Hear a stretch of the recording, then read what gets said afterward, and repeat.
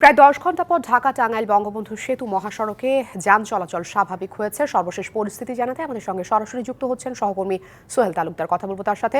সোহেল, বর্তমানে কি অবস্থা? যেহেতু ঢাকা টাঙ্গাইল এবং বঙ্গবন্ধু সেতু মহাসড়কে ১০ ঘণ্টা যানজট ছিল, এখন গাড়ি স্বাভাবিক গতিতে যাচ্ছে কিনা?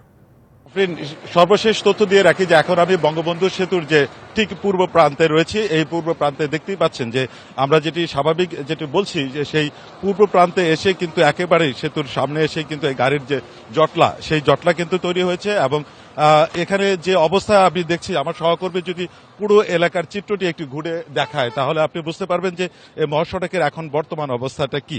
সেই কারণ হিসাবে আমরা যেটি সূত্র আমাদেরকে বলছে যে সেতুর উপরে গাড়ি বিকল হওয়ার ফলে যে মহাসড়কের যে ভয়াবহ চিত্র যেটি রয়েছে সেই চিত্র রয়েছে। আর যেহেতু এখন পর্যন্ত যেহেতু সেতুতে একমুখী করে দেওয়া হয়েছে, শুধুমাত্র উত্তরবঙ্গমুখী সেতু করে দেওয়া হয়েছে, যে দুই লেনই সেতু চালু হওয়ার ফলে ঢাকাগামী যে লেনটি রয়েছে সেই লেনটি একেবারেই বন্ধ।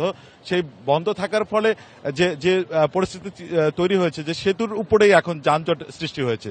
সেতুর উপরে যানজট সৃষ্টি হওয়ার ফলে যে টুল বুথ রয়েছে সেই টুল বুথের সামনে যে গাড়ির সারি থাকায় কিন্তু এই যে যানবাহনগুলি এখন রয়েছে আটকা পড়ে রয়েছে, সেই যানবাহনগুলি কিন্তু বঙ্গবন্ধু সেতু পাড়ি দিতে পারছে না। যার ফলে এই অংশে এটি একটি বড় একটি অংশ জুড়েই কিন্তু যে গাড়ির যতদূর দৃষ্টি যাবে আপনার গাড়ির একটি জটলা তৈরি হয়েছে। নগদের কাছে সব গ্রাহকই প্রিয়, তাই তো সারা দেশে ক্যাশ আউট চার্জ সবচেয়ে কম।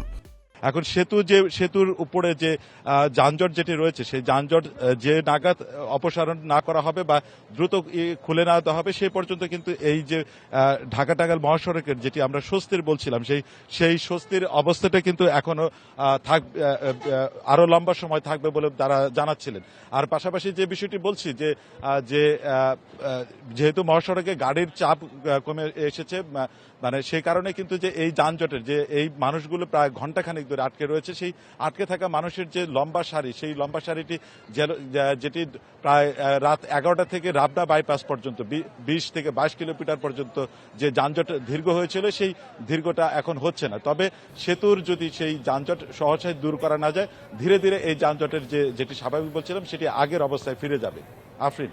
সোহেল তালুকদার, আপনাকে অসংখ্য ধন্যবাদ। অর্থাৎ আমরা যেটা বুঝতে পারছি যে 10 ঘণ্টা পরে ঢাকা টাঙ্গাইল বঙ্গবন্ধু সেতু মহাসড়কে যে যানজটটা ছেড়েছিল সেটি আবারও যানজটে পরিণত হয়েছে।